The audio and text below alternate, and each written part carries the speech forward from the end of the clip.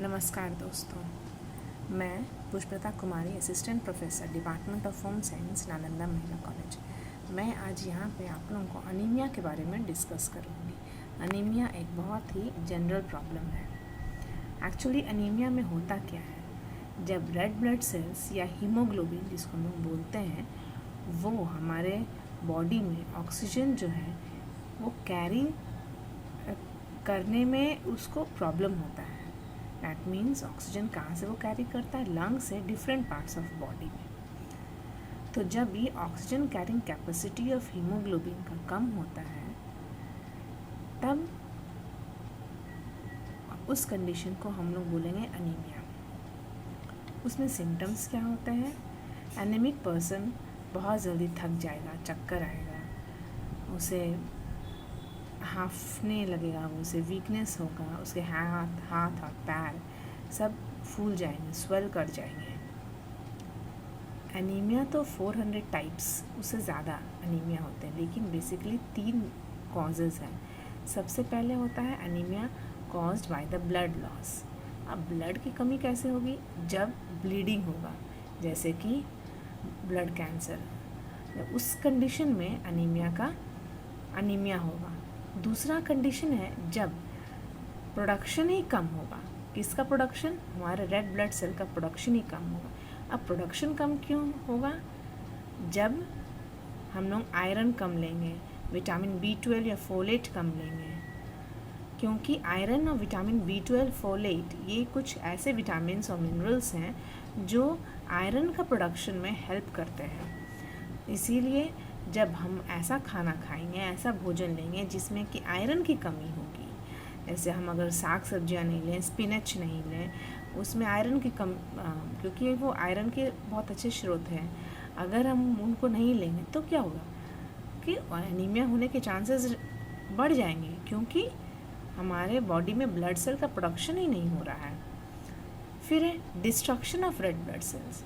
अब red blood cells destruct कैसे हो जाएंगे? जब रेड ब्लड सेल्स जब बहुत फ्रेजाइल होते हैं, बहुत नाजुक होते हैं, और वो ट्रैवल नहीं कर पाते हैं बहुत देर तक, और वो ब्रेक कर जाते हैं, जैसे in case of the haemolytic anaemia. तो ये हमने पढ़ा 3 मेन कॉज ऑफ अनीमिया, मतलब कारण, अनीमिया होने के कारण। अब हम लोग ये जानते हैं अभी कि हीमोग्लोबिन लेवल एक्चुअली होता कितना है ग्राम पर DL, और किस कंडीशन में माइल्ड एनीमिया होता है, किस कंडीशन में मॉडरेट होता है, किस कंडीशन में सीवियर होता है। यहाँ पर क्लियरली बताया गया है कि जब हीमोग्लोबिन लेवल बहुत कम, लेस देन 7 हो जाता है, 7 ग्राम पर DL, तब वो सीवियर अनीमिया कंडीशन आता है in case of pregnant women. आप क्लियरली देख सकते हैं। और जब 10 से 10.9 ग्राम पर DL होता है तो वो एक माइल्ड कंडीशन होता है। उसी तरह से children 12 to 14 years of age में अगर हीमोग्लोबिन लेस देन 8 ग्राम पर DL, तो वो हो जाएगा सीवियर एनीमिया। तो इस स्लाइड में आप क्लियरली देख सकते हैं कि किस कंडीशन में हीमोग्लोबिन कितना रहेगा हमारे बॉडी में, तब हम उसको बोल सकते हैं वो एनीमिक कंडीशन है, माइल्ड, मॉडरेट या सीवियर। अब हम आपको बताते हैं कि प्रेवलेंस क्या है एनीमिया का। हाँ, ये स्लाइड आपको क्लियरली बताएगा कि प्रेवलेंस क्या है एनीमिया का। पहले 2006 में NFHS 3 में कितना था? 30, और जो 2016 में आके 10 ईयर्स में कितना परसेंट पॉइंट डिक्लाइन हुआ है? प्रेग्नेंट वुमेन में 8 परसेंट पॉइंट डिक्लाइन हुआ है। अनीमिया मुक्त भारत, ये प्रोग्राम स्टार्ट किया है हमारे देश के प्रधानमंत्री श्री नरेंद्र मोदी जी। और इसका मेन क्या है? मेन है कि जो भी प्रोग्राम्स चल रहे हैं उनको मजबूत करना है। प्रोग्राम्स किस कंडीशन में? अनीमिया को दूर रखने के लिए जो आयरन प्लस इनिशिएटिव प्रोग्राम्स हैं, आयरन इंटेंसिफाइड प्रोग्राम्स हैं, उनको चल रहे हैं, उनको स्ट्रेंथन करना और न्यू कुछ ऐसे स्ट्रैटेजीज़ को लाना जो एनीमिया को टैकल कर सकता है। दूसरा कि एनीमिया हमारे एक साल में कम से कम 3% एनीमिया का कंडीशन केसेस कम करना है। अनीमिया मुक्त भारत के बेनिफिशियरीज कौन है? 30 50 million pregnant women, lactating women 27 million, और इस तरीके से टोटल बेनिफिशरीज 450 मिलियन है। हमारा टारगेट है कि 2022 में रिडक्शन कर देना है एनीमिया प्रेवलेंस का, जो 50 था एंड प्रेग्नेंट वुमेन में NFHS 4 के अनुसार वो 32 कर देना है, और उसी तरह से लैक्टेटिंग वुमेन को भी जो 58 है उनको 40 करना है। तो इसके लिए इंटरवेंशंस क्या क्या करने हैं, अगर इतना रिडक्शन करना है तो इसके लिए इंटरवेंशंस क्या करने होंगे। आयरन और फॉलिक एसिड सप्लीमेंट देना होगा। जो जितने भी आंगनवाड़ीज हैं, जितने भी हेल्थ केयर सेंटर्स हैं, सब जगह iron and folic acid pregnant और लैक्टेटिंग मदर्स को देना है।